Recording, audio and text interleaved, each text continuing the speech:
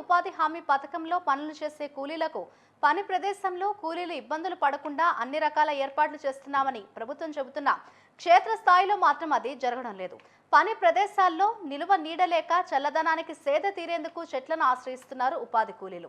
ప్రభుత్వం చెబుతున్న విధంగా ఉపాధి పనులు చేసే ప్రదేశాల్లో మాత్రం టెంటు, మంచినీరు, ఓఆర్ఎస్ ప్యాకెట్లు, మెడికల్ కిట్లు కూడా అందుబాటులో లేవని కూలీలు వాపోతున్నారు. కనీసం తాము చేసిన పనులకు డబ్బులు కూడా సక్రమంగా రావడం లేదని ఉపాధి హామీ కార్మికులు ఆవేదన వ్యక్తం చేస్తున్నారు. ఉపాధి హామీ కూలీల సమస్యలపై మరింత సమాచారాన్ని మా ప్రతినిధి రాజగౌడ్ అందిస్తారు.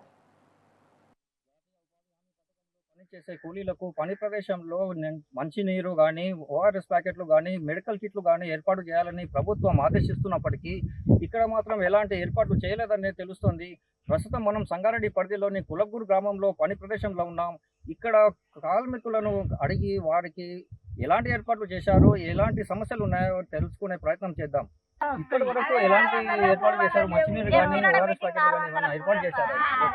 వాటర్ ప్యాకెట్ డబ్బులు లేదు, ఓఆర్ఎస్ లేదు, టాబ్లెట్ లేదు, ఏది లేదు. మొత్తం దెబ్బలు తాకినా కానీ అలాగే పని చేస్తున్నాం. నీళ్ళు ఏం లేవు, ఇంటికి తెచ్చుకున్న నీళ్ళు అవి అవి తాగుతున్నాం. పని ప్రదేశంలో టెంట్ ఏర్పాటు చేయాలని చెప్పేసి అన్నారు. అది కూడా ఏమైనా చేశారు? అది గిట్ట లేదు, అది గిట్ట వేయలేరు. అంటే రాదు. కూలీ డబ్బులు ఎలా ఇస్తున్నారు? మీకు సక్రమంగా ఇస్తున్నారా? ఎలా 2 నెలలే పడ్డాయి, ఇంకా 2 నెలల పేమెంట్ రాలేదు. కష్టపేసాడు. ఇక్కడ మనతో మరి కొందరు మాట్లాడేందుకున్నారు, వాళ్ళతో అడిగి తెలుసుకుందాం. డబ్బులు ఎలా ఇస్తున్నారు? రోజుకు ఎంత కూలీ పడుతుంది మీకు? రోజుకు ఒక 160-130 దాకా ఇట్లా పడుతుంది. మాకు ఇప్పటి వరకు పోయిన లాస్ట్ మంత్ పడ్డాయి, ఇంకా ఈ మంత్ దాకా పడలేవు. వారం వారం ఇవ్వాలని చెప్పేసి నిబంధనలు ఉన్నాయి. మరి వారం వారం పేమెంట్ వస్తుందా లేకపోతే ఎలా ఇస్తున్నారు? వారము అని నిబంధనలు ఉంది, కానీ వారం పేమెంట్ అనేది ఏమీ లేదు.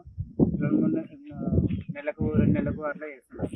మాకు ఇక్కడ పని ప్రదేశంలో ఒక మంచినీరు కానీ, ఓఆర్ఎస్ ప్యాకెట్ కానీ, టెంట్ నీళ్ళ కోసం కానీ అధికారులను అడిగితే ఒక దెబ్బ తాకితే మందు పెట్టుకున్నామన్నా కానీ ఏం ఎక్కువకి చాలా తాకినాయి సార్. పై అధికారి గారు, మా ప్రెసిడెంట్ గారు కానీ, మా సెక్రటరీ గారు కానీ చెప్పినాము. దృష్టి తీసుకుపోతే కానీ వాళ్ళు పట్టించుకోవడం లేదు.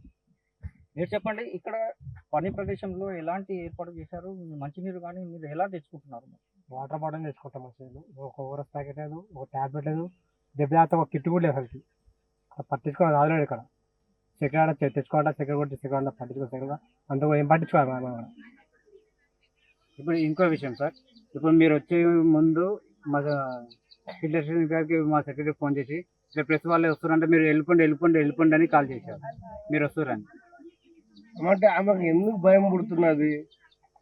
ఇక్కడ ఏ ఏర్పాట్లు లేవు కదా సార్. మాకు పని ప్రదేశంలో ఎలాంటి ఏర్పాట్లు ఏం లేవు. ఇప్పుడు దెబ్బ తాకినా కానీ ఒక బట్ట ఇప్పుడు మేము ఇప్పుడు దెబ్బ తాకి ఇట్లా చింపుకొని కట్టుకోవచ్చు.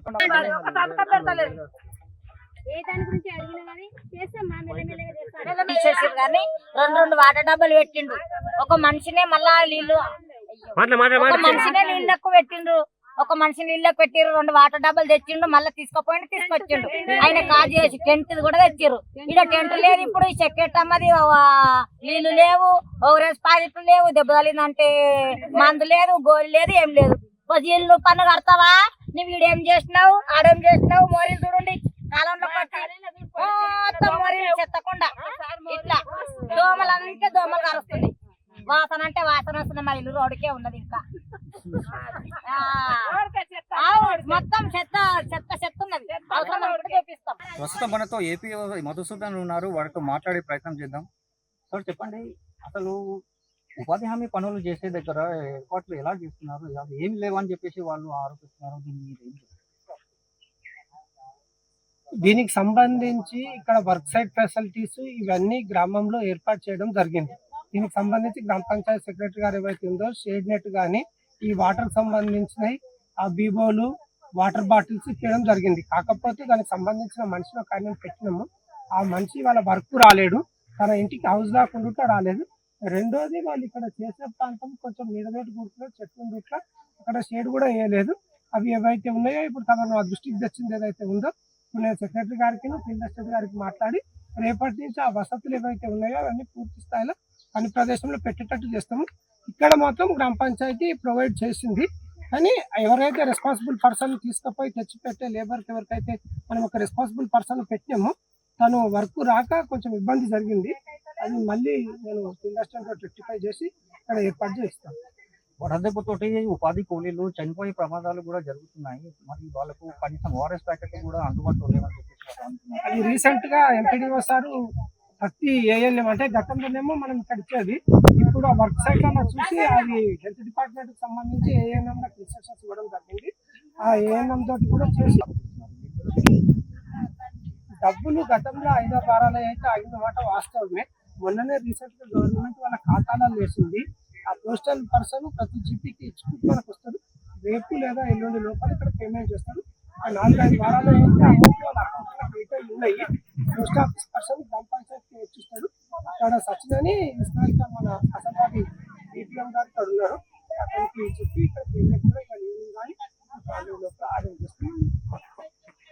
పేమెంట్ అయితే వచ్చింది, అకౌంట్ లో జమ అయి ఉన్నది. 4 వారాలు అది ఇంకా ఇప్పుడు 100 రోజులు పని పూర్తయినా కానీ ఇంకా కొందరు పని చేస్తున్నారని ఆరోపణ. 100 రోజులు అనేది మనం ఒక ఆర్థిక సంవత్సరంలో తీసుకుంటాము. అది మా లెక్కలు ఎంత అంటే ఏప్రిల్ 1 నుంచి మార్చి 31 వరకు. ఆ ఇయర్ అయిపోయింది కాబట్టి ఇప్పుడు మన ఏప్రిల్ 1 నుంచి అందరినీ పనికి రమ్మన్నాము. ఇక ఇప్పుడు ఎక్స్ట్రా అనేది అది ఏం తీసుకోదు. 100 days వరకు మనం ఇక్కడ వర్క్ ప్రొవైడ్ చేస్తున్నాము, కావాల్సిన వాళ్ళకు ఇస్తున్నాము.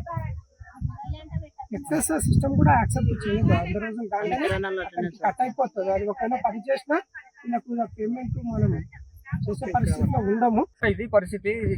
పని ప్రదేశంలో ఎలాంటి ఏర్పాట్లు చేయలేదని, కనీసం టెంట్ లేకుండా మేము చెట్ల కింద పుట్ల కింద సెదతీరుతున్నామని ఆరోపిస్తున్నారు. కనీసం మేము మంచినీళ్ళు కూడా ఇంటికించి తెచ్చుకునే దుస్థితి ఏర్పడిందని వారు వాపోతున్నారు. కనీసం దెబ్బలు తాకితే కానీ మాకు పట్టి కట్టడానికి కూడా ఎవరు లేకుండా బట్టతో మేము ఆడుకుంటున్నామని వారు ఆరోపిస్తున్నారు. ఇదే విధంగా తమకు పని ప్రదేశంలో ఎలాంటి ఏర్పాట్లు చేయకుండా నిర్లక్ష్యం వహిస్తున్న అధికారులపై చర్యలు తీసుకోవాలని వారు